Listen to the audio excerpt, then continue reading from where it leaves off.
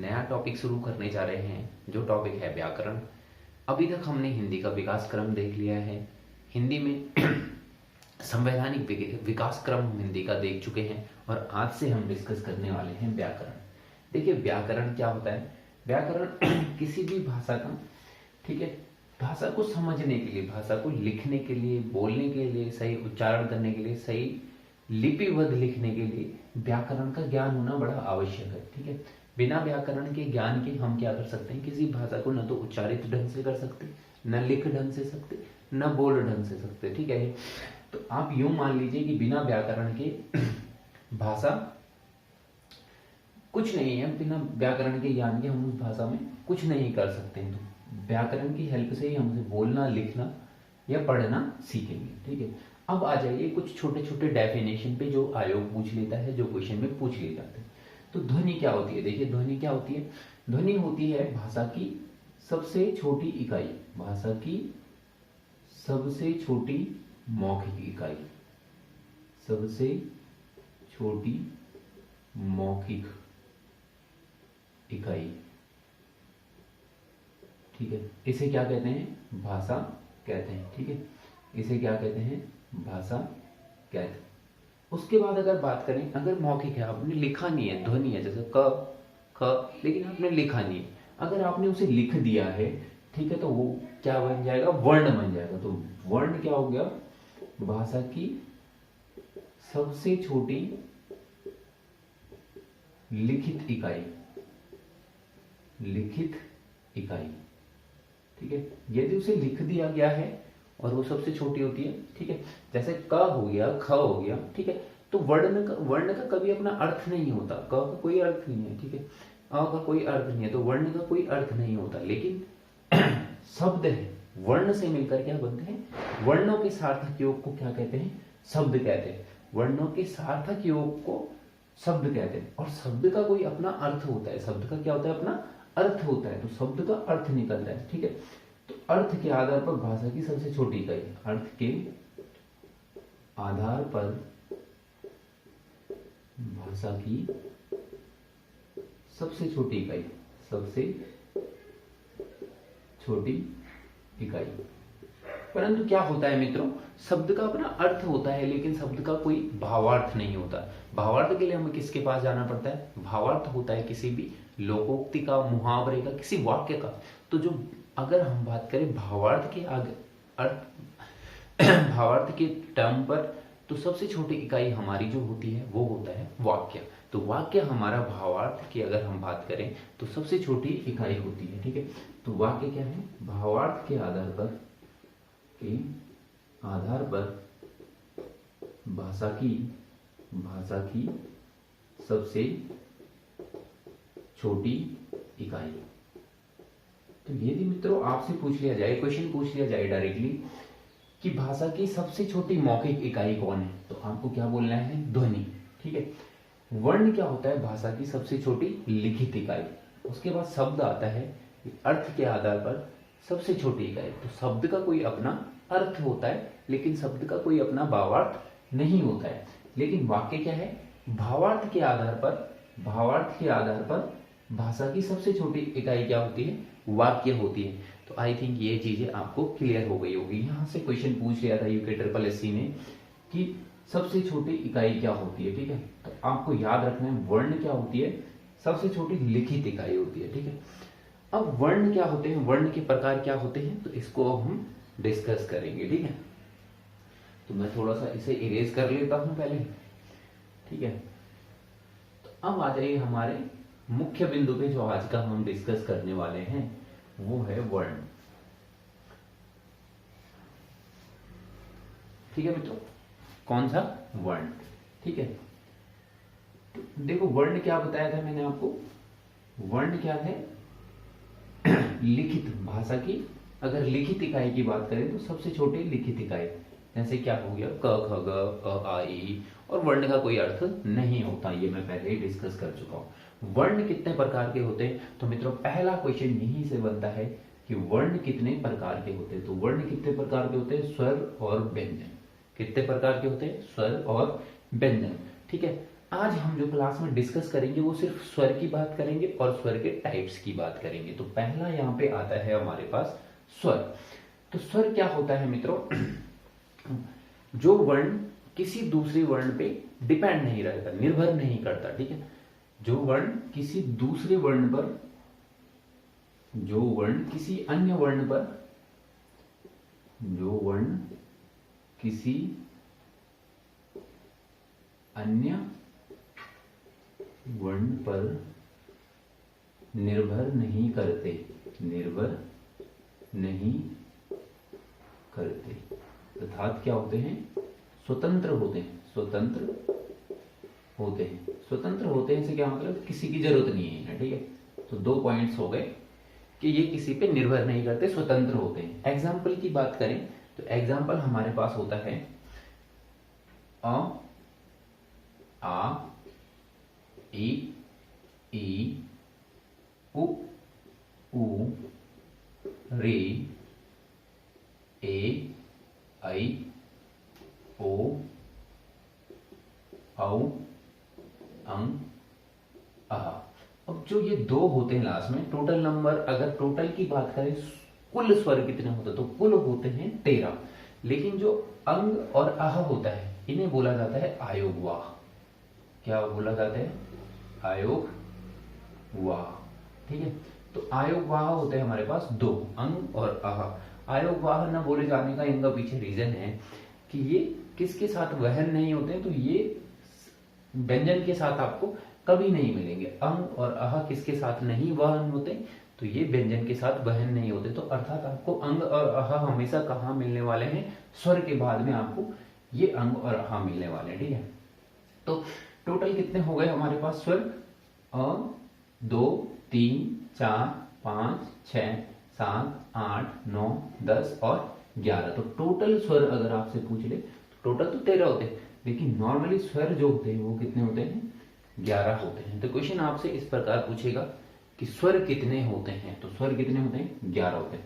अगर पूछ ले कुल स्वर कितने होते हैं, कितना बोलना है? 13 होते हैं। 2 आयोगवाह होते हैं। क्लियर?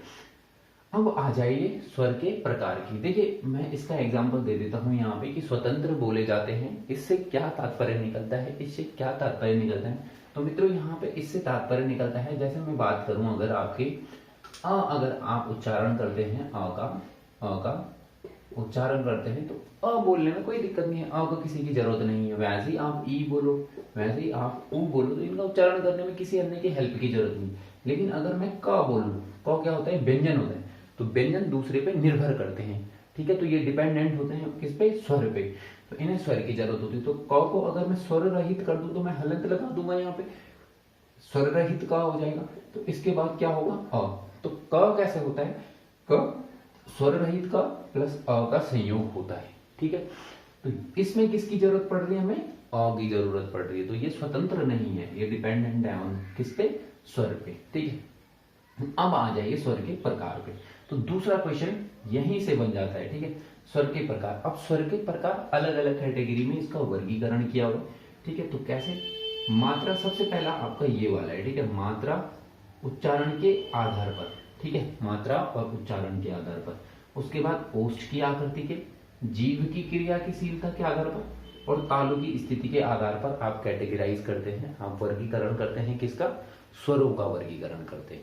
तो यहाँ पे पहला आप देख लीजिए मात्रा उच्चारण के आधार पर। तो मात्रा और उच्चारण के आधार पर दूसरा क्वेश्चन यहाँ से बनेगा, मात्रा एवं उच्चारण के आधार पर स्वरों को कितने भागों में विभक्त किया गया है? तो मात्रा और उच्चारण के आधार पर स्वरों को ह्रस्व स्वर या लघु स्वर, दीर्घ स्वर और लुप्त स्वर। तो कितनी कैटेगरी हो गई? पहला, दूसरा और तीसरा। कितनी कैटेगरीज में डिवाइड करा है? 3 कैटेगरी में। किसके आधार पर? मात्रा के आधार पर या उच्चारण में लगने वाले समय के अनुसार, ठीक है, उच्चारण के आधार पर। आ जाइए इनको डिस्कस करते हैं। तो ह्रस्व स्वर या लघु स्वर क्या होते हैं? लघु स्वर होते हैं अ, ई, उ और री। अ, ई, उ और री। तो बोलने में क्या हुआ? सबसे कम समय लगा, ठीक है। अ को बोलने में बहुत कम समय लगा। तो ये आपको अ, ई, उ और री, ठीक है। अब अगर आप यहीं पे बात करते हो कि मैं आ बोलूं, आ, ई, उ ऊ, ठीक है। तो इनमें बोलने में क्या लग रहा है, अधिक समय लग रहा है। तो जिनमें बोलने में अधिक समय लगता है उन्हें क्या, बोलने में दोगुना समय, उन्हें क्या बोलते हैं हम, दीर्घ स्वर, ठीक है। देखिए अगर आपसे लघु स्वर पूछ ले तो लघु स्वर होते हैं 4, कितने होते हैं, अ ई उ और री, 4। लेकिन दीर्घ स्वर पूछ ले तो बाकी बचे हुए 7 क्या होते हैं, आ ई उ ए आई, ठीक है, ए आई ओ औ, ठीक है। आ बड़ी ई बड़ा आ, बड़ी ई बड़ा ऊ, ए आई ओ और औ, ठीक है। तो ये क्या है, 7 क्या हो जाते हैं, दीर्घ स्वर। इन्हें बोलने में लघु स्वर से दोगुना टाइम लगता है। क्लियर। तो यहां 7 आपको याद रख लेने और यहां 4 आपको याद रख लेने। यहां से क्वेश्चन बन सकता है कि इनमें से दीर्घ स्वर, वैसे तो बहुत बेसिक क्वेश्चन है, नहीं पूछेगा। ये क्वेश्चन पूछ सकता है कि मात्रा और उच्चारण के आधार पर स्वरों को कितने भागों में विभक्त किया गया है, ठीक है। ये क्वेश्चन तो नहीं बनेगा कि कौन सा ह्रस्व स्वर है, लघु स्वर है, कितने प्रकार के होते हैं, क्योंकि ये बहुत ही बेसिक क्वेश्चन हो जाएगा। उसके बाद आ जाए प्लुत स्वर। तो प्लुत स्वर क्या होते हैं, जैसे आपने सुना होगा ओम, ठीक है, ओम, ठीक है, जिसको आदमी बड़ी देर तक खींच के बोलता है, ठीक है। एक तो आ हो गया, जैसे बोलने में आ, थोड़ा टाइम ज्यादा लग रहा है। लेकिन एक होता है जिसको बोलने में आदमी लंबा खींचता है, जैसे अरे, ओम, ठीक है, ओम, ठीक है। तो जो इको टाइप की आ रही है ना, वो क्या हो गया, प्लुत स्वर हो गया, जिसे बोलने में आदमी लंबा खींचता है, ठीक है। जैसे आपने ओम बोला, यहाँ पे देखो ओम की इस 3 का मतलब क्या है कि इसका उच्चारण ओ का 3 बार किया जाए, ठीक है। ओ म, ठीक है। मतलब जितना एक ओ को बोलने में टाइम लग रहा है, जितना एक ओ को बोलने में समय लग रहा है, वो 3 ओ के बराबर प्रोनाउंस करना है, उतना टाइम लेना है जितना 3 ओ को बोलने में लगेगा। तो ओम, ओम, ठीक है। तो ये क्या होते हैं, प्लुत स्वर होते हैं, जिनमें इको टाइप के होते हैं, जिन्हें लंबा खींचा जाता है, ठीक है। तो ये प्लुत स्वर होते हैं। क्लियर। इसमें 7 तो हमारे दीर्घ स्वर आएंगे, 7 दीर्घ स्वर प्लस अ, तो ये कितने हो जाते हैं, प्लुत स्वर टोटल हो जाते हैं 8। क्लियर। उसके बाद हम नेक्स्ट डिस्कस करेंगे, मैं इसे इरेज करके, दूसरा हमारा प्रकार है ओष्ठ आकृति के आधार पर, ठीक है। तो इसे डिस्कस कर लेते हैं मित्रों। द्वितीय बिंदु है हमारा स्वरों के वर्गीकरण का ओष्ठ की आकृति के आधार पर। जो हमारे होंठ हैं उनकी आकृति उन स्वरों के उच्चारण करते समय किस प्रकार की रहती है, on the basis of that हमने इन्हें क्या किया है, क्लासिफिकेशन किया है। तो पहला आता है हमारा वृत्ताकार। वृत्ताकार मतलब जब हमारा होंठों की आकृति यूं वृत्त के आकार की ले लेती है, वृत्ताकार हो जाता है, या वृत्तमुखी बोलते हैं। तो वृत्ताकार, इसमें हमारा क्या है, जैसे आपका ऊ, तो ऊ जब मैं प्रोनाउंस कर रहा हूँ, उच्चारण कर रहा हूँ ऊ का, उस टाइम पे मेरे जो होंठों की आकृति है वो ओ हो जा रही है, ठीक है, वृत्तमुखी हो जा रही है, वृत्त की तरह हो जा रही है। वैसे ही अगर मैं बड़ी ऊ को उच्चारित करता हूँ, ऊ, ऊ, ओ, औ, तो ये चारों क्या है, हमारे वृत्तमुखी स्वर है। तो यहाँ पे आप देख लीजिए, तो जो वृत्ताकार या वृत्तमुखी हमारे स्वर होते हैं ओष्ठ की आकृति के आधार पर, वो कितने होते हैं, वो होते हैं 4, और ऊ और ओ और औ, ठीक है मित्रों। उसके बाद अगर बात करें अवृत्ताकार, जिनका उच्चारण करते समय हमारे मुंह की आकृति वृत्ताकार नहीं होती, यानी कि अवृत्ताकार रहती है। तो अ किसका सेंस देता है यहाँ पे, नहीं का, तो अ मतलब नहीं, ठीक है। और जो वृत्ताकार नहीं है, जब वृत्ताकार हमारे होंठों की आकृति नहीं हो रही है, तब क्या है, अवृत्ताकार है, अवृत्तमुखी। तो ये कौन से, अ, आप अपने से स्वयं से बोले अ, क्या आपकी जो होंठों की आकृति है, ओष्ठ की आकृति है, वो वृत्ताकार हो रही है, बिल्कुल नहीं। कब हमारी होंठों की आकृति वृत्ताकार हो रही है, जब हम ऊ प्रोनाउंस कर रहे हैं, ऊ का उच्चारण कर रहे हैं, ओ का उच्चारण कर रहे हैं, अ का उच्चारण करते समय नहीं होती, आ का उच्चारण करते समय भी नहीं होती, ई का उच्चारण यहाँ पे कभी हो रही है, नहीं। री का उच्चारण करेंगे तो री बिल्कुल भी नहीं होती। उसके बाद ए और आई, तो ये कितने हो गए, 2, 2, 4, 2, 6 और 1, 7।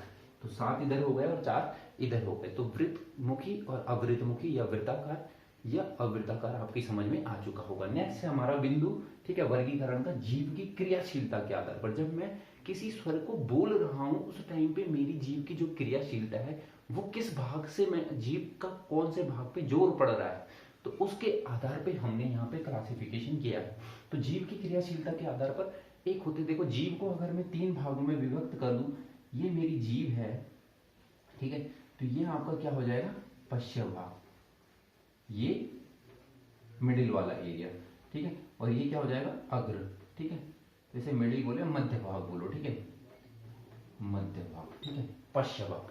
तो जब मैं किसी स्वर को बोलता हूं, स्वर का उच्चारण करता हूं, तो कब मेरी अग्रभाग पे, जीव के अग्रभाग पे जोर पड़ता है, कब मेरा पश्य भाग पे जोर पड़ता है, और कब मेरा मध्य भाग पे जोर पड़ता है, ये हम यहां से समझते हैं, ठीक है। तो अग्र स्वर सबसे पहले पढ़ते हैं। अगर आपसे क्वेश्चन पूछ दे कि जीव की क्रियाशीलता के आधार पर स्वरों को कितने भागों में वर्गीकृत किया गया है, तो आपको बोलना है 3 में। तो कौन कौन से हैं, एक है अग्र स्वर, मध्य स्वर, पश्य स्वर। अग्र स्वर की बात करें अगर, तो ई ए आई, तो आप खुद से ई ए आई, तो ई ए आई में आपका क्या हो रहा है, अग्रभाग। और वैसे ही एक री होता है हमारा, जब आप री बोलते हैं री, तो मेरा जीव का जो आगे वाला भाग है उस पे जोर पड़ता है, ठीक है। तो आप री बोलते समय आपके अग्रभाग, जो आपकी जीव का अग्रभाग है, उसका यूज हो रहा है, उसका प्रयोग हो रहा है, इसीलिए इसे कौन सी कैटेगरी में रखा है, अग्र स्वर, ठीक है।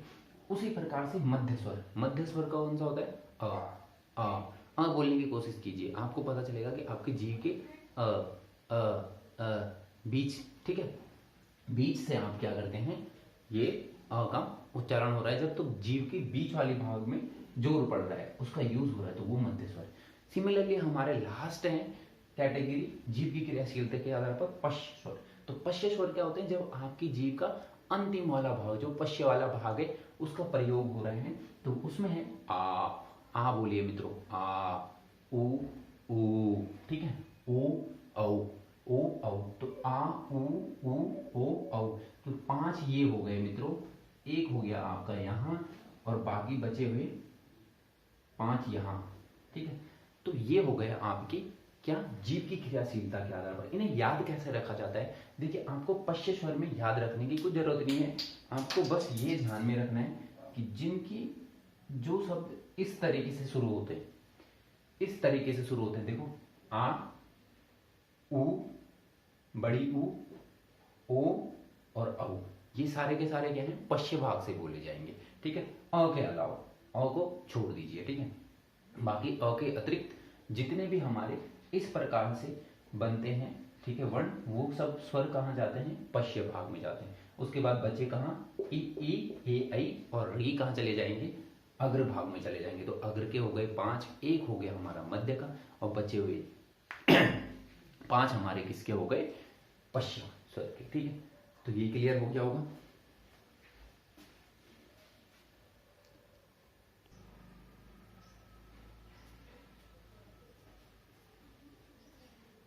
मित्रों अब हमारा बचा हुआ है अंतिम प्रकार। अंतिम प्रकार देखिए क्या होता है, तालु की स्थिति के आधार पर। आपको पता है तालु क्या होता है, जैसे ये हमारी जिह्वा है, ठीक है, ये हमारी क्या है,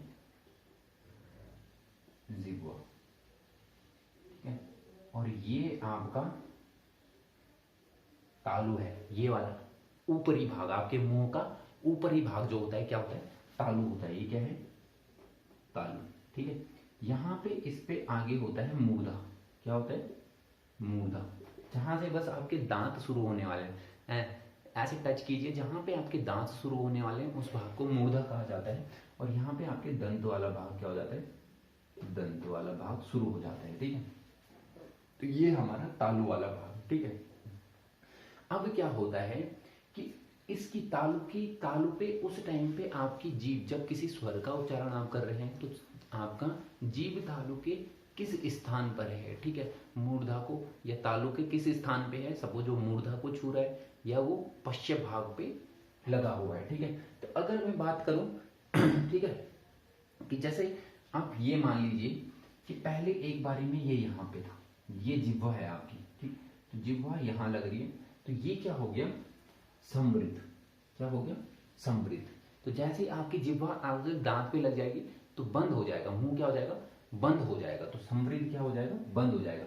और जब ये आपके आधे बीच वाले भाग से लगे हो तो मुंह आधा बंद रहेगा, मुंह क्या रहेगा, आधा बंद रहेगा। सिमिलरली अगर ये जीभ को मैं हटा के पीछे लगा दूं, ये जीभ थी आपकी और ये इस वाले भाग पे लग रखी है जीभ, पश्य भाग पे लग रखी है, तालु के पश्य भाग पे लग रखी है, तो उसको क्या बोलेंगे, विवृत बोलेंगे, ठीक है। और ये पश्च भाग पे न लग के मुंह आपका आधा खुला हो और ये यहां लग जाए, तो इसे क्या बोलेंगे, इसे बोलेंगे आप अर्ध विवृत, अर्ध विवृत। तो दो कैटेगरी हो गई मुंह का, अगर हमारी जिह्वा तालु के पश्च भाग में लगी है तो विवृत हो गया, अग्र भाग पे लगी है तो समृत हो गया। समृत किस दो प्रकार का हो सकता है, ठीक है। अर्ध समृत हो सकता है जब आपका मुंह आधा बंद हो, और विवृत क्या हो सकता है जब आपका मुंह आधा खुला हुआ हो, ठीक है। पश्च भाग में लग के बीच में आपका क्या लगा हो, जिह्वा लगी हो तालु के, ठीक है। तो इसके बेसिस पे क्या है, अगर आपका मुंह बंद है, मुंह क्या है, बंद है, तो आप जैसे इन स्वरों का उच्चारण कीजिए, जैसे इ, ई, उ, री, तो आपका मुंह क्या रहेगा, बंद रहेगा, इ, ई, उ, ठीक है। री, तो आपका मुंह खुलेगा नहीं, ठीक है। अर्ध समृद्ध, देखो आपका मुंह आधा बंद रहेगा, ए बोलना, ए, ओ, तो आपका मुंह खुलेगा थोड़ा सा, अर्ध क्या होगा, आधा बंद रहेगा, ठीक है। उसके बाद अगर विपरीत स्वर की बात हम करें, विपरीत मतलब जिनमें मुंह क्या होता है, पूरा खुला होता है, जैसे आ, विपरीत मतलब खुला हुआ मुंह, तो विपरीत क्या है, आ, तो आ आप बोली तो आप आ को देखेंगे कि ये कौन से वाले कैटेगरी में फॉल कर रहा है, विपरीत स्वर में, ठीक है। उसके बाद अर्ध विपरीत स्वर की हम बात करें तो ये कौन से होते हैं, जब आपका आधा मुंह क्या है, खुला हुआ है, जैसे अ, ए, ठीक है, अ, ए, आई, अ, ए, आई, बोलिए अ, ए, आई। तो ये प्रकार थे आपके किसकी, तालु की स्थिति के आधार पर। तालु अगर आपका, ठीक है, यहां पे दोबारा से समझा देते हैं, ठीक है। ये आपकी जिह्वा है, ये आपका तालु है, ठीक है। अगर ये यहां जिह्वा टच कर रही है, ठीक है, मूर्धा के सामने, ठीक है, ये आपका तालु है, ठीक है, ये यहां टच कर रहा है, क्लियर। तो तब क्या हो गया, समृद्ध, ठीक है। अब यही हटके जिह्वा क्या हो गई, तालु के पश्च भाग को टच कर रही, तो ये क्या हो गया, विपरीत, ठीक है। अगर ये पीछे न टच करके ऐसे कुछ हो जाए तो ये क्या हो जाएगा, अर्ध विपरीत और अर्ध समृद्ध, ठीक है।